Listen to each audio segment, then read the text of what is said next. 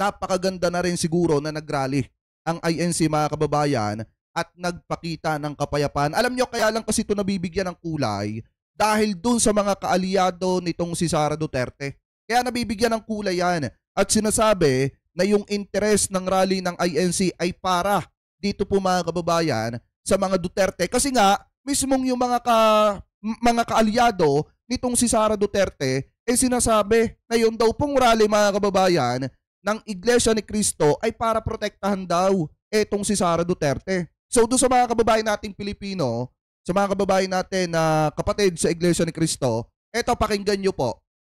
Alam nyo doon sa iba, wag kayong magagalit doon sa ibang mga kasamahan nating vlogger kung minsan napupuna po nila ang Iglesia ni Cristo or yung peace rally po nila. Dahil nga mga kababayan, yun po kasing salita na pagprotekta sa Vice Presidente, iba po talaga ang dating.